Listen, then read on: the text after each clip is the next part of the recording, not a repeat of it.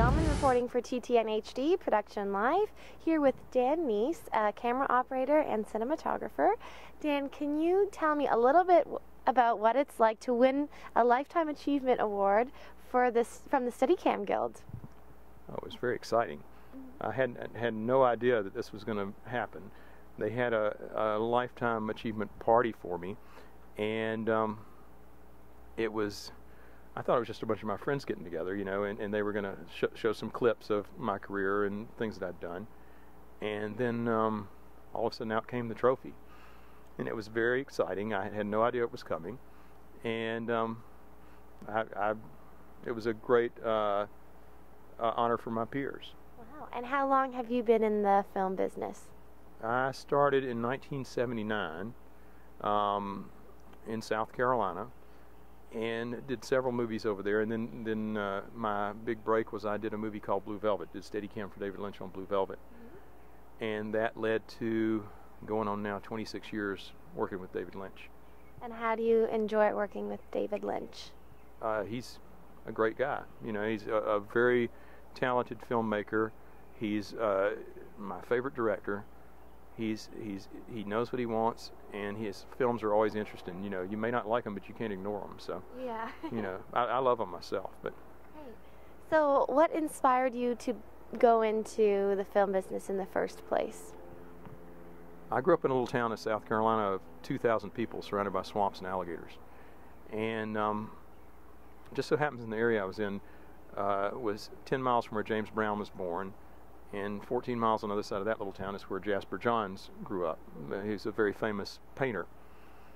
And I think it was probably boredom. You know, there's not much going on down there. And I didn't really even start going to the movie theater that much until I was in my teens.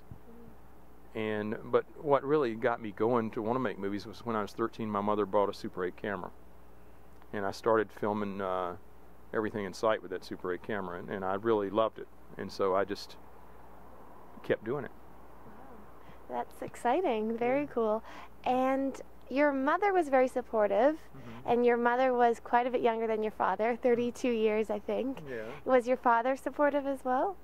Well, my father, he passed away before I really got going into this, so I mean he never really knew that I really went into this in the direction I did, or as deep as I did. And did your mom watch the David Lynch films, and did she enjoy them?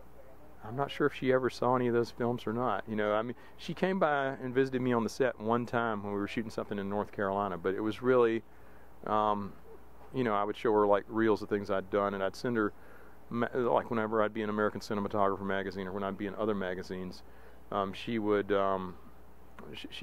send her copies of the magazines. She always seemed to appreciate them, and she saved every copy, you know, so. Oh, that's so sweet. Yeah. And what are your goals for the future? What can we look forward to?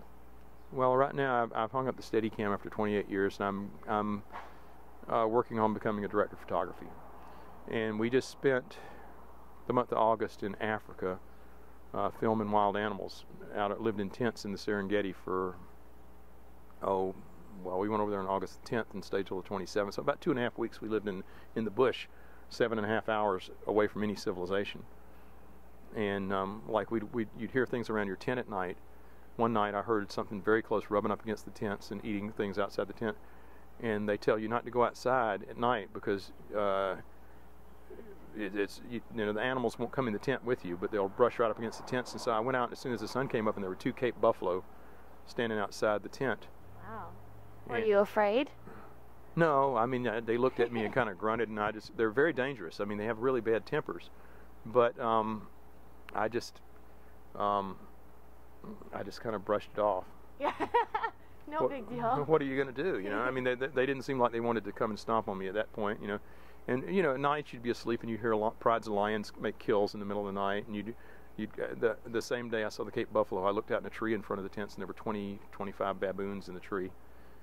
And they would say, you know, don't leave anything out on the front porch of your tent because the baboons will take it and drag it into the bush and you'll never see it again. Wow, that's Incredible. Scary, but kind of amazing at the same time. So exciting. Yeah, I was within about 6 feet of a female lion eating a warthog she just killed.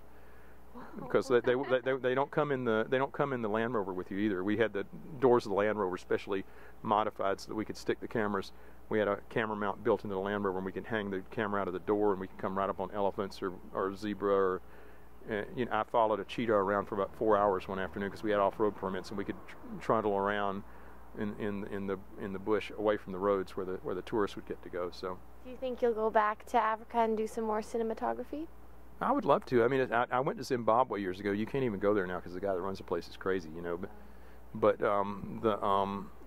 Tanzania, the Serengeti and Ngorongoro Crater and Tangieri National Park, they were amazing.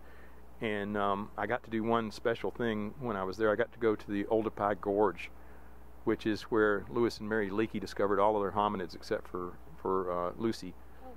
And my mother told me about that place from National Geographic magazines and stuff from the time I was a very tiny child, and we were within 5 miles of it. I said, "We're going there, guys. You know, there's no discussion. We're going. You know."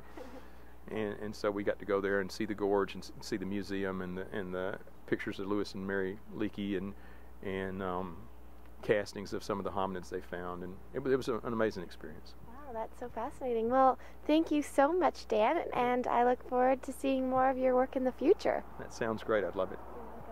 I'm Katie Uhlmann reporting for TTN-HD Production Live.